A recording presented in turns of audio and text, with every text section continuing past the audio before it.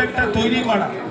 আমরা যখন হাঁটা শিখি, আমরা যখন ছোটবেলা হাঁটতে শিখি, কতবার পড়ে যাই, কতবার কাঁদি, কিন্তু হাঁটা তো ছাড়ি না।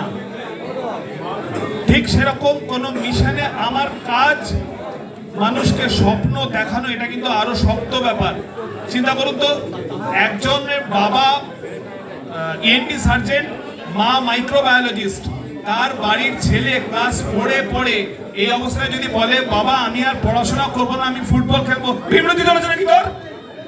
এত কষ্ট করে, তাও আবার শরীরের বিশেষ একটা অঙ্গে নাকি আমরা মাস্টাররা থাকি, অঙ্গটার নাম বলছি না, এত কষ্ট করে শরীরের ওই অঙ্গে ধরে এতগুলো মাস্টার লাগিয়েছি আজকে এই কথা শুনবার জন্য।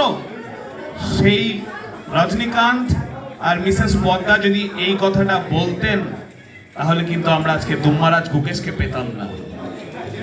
ওনারা কিন্তু ছেলের কথা, ছেলের মনের কথা শুনে ছেলেকে উৎসাহ দিয়ে নিজেদের চাকরি বাকরি ছেড়ে ছেলের পাশে এসে সঞ্চিত অর্থ দিয়ে ছেলের পাশে এসে দাঁড়িয়েছেন দিনের পর দিন, বছরের পর বছর।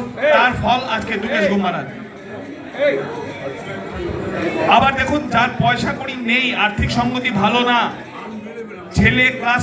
ছেলের 12 বছর বয়স, যে বয়সে আমরা ছেলে মেয়েকে তুলো করে রাখি, ফার্স্ট লাইনের সঙ্গে সেকেন্ড লাইন না মিললে তুই পড়াশোনা করছিস না, তোরা কিচ্ছু হবে না বলে আমার পেশা, আমার অক্তিয়ার বহির্ভূত কিছু পেশার মানুষের সঙ্গে তুলনা করি। আমার অধিকার নেই কাল থেকে চায়ের দোকানে প্লেট ডুবি, রিক্সা চালাবি, আমার কোনো অধিকার নেই কথা বলার, এইরকম জাতীয় লোকেদের সঙ্গে আমরা তুলনা করি। সেই 12 বছর বয়সের ছেলে একটা টেন্টে থেকে, শোবার জায়গা নেই, একটা টেন্টে থেকে ক্রিকেট প্র্যাকটিস করেছে। তার লক্ষ্য ছিল স্টেডিয়ামের বাইরে ফুচকা বিক্রি করেছে।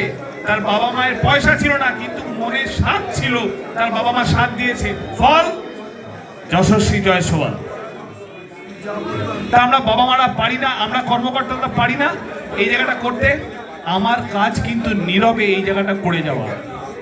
আজকে সুমিতদা জানেন, সুমিতদা আমার খেলা দেখেছেন, ভুলে গেছেন, কারণ ছোট ক্লাবের খেলেছি, তারপর উল্টো দিকের গোলে খেলেছি। একটা গোলকিপার সাইকোলজিতে জানি তো, উল্টো দিকের গোলকিপার সবচেয়ে বড় শত্রু। সুমিতদা জানেন যে যদি আমার সাইটিকাটা না হতো একটা লেভেলে খেলতে পারতাম, কিন্তু খেলার মাঠ ছেড়ে যায়নি আমি। বিভিন্ন জায়গায়, এই যে ভদ্রলোক এসেছিলেন সুমন বাবু, ডব্লিউবিসিএস অফিসার, আমার কাজ হচ্ছে সুমন বাবুর বাবা বুট কেড়ে নিয়েছেন, আমার কাজ সুমন বাবুদের মতো বাবাদের কাছ থেকে বুট নিয়ে আবার পায়ে পড়ানো, যাতে তার ওই কালো সাদা ফুটবলের যে সব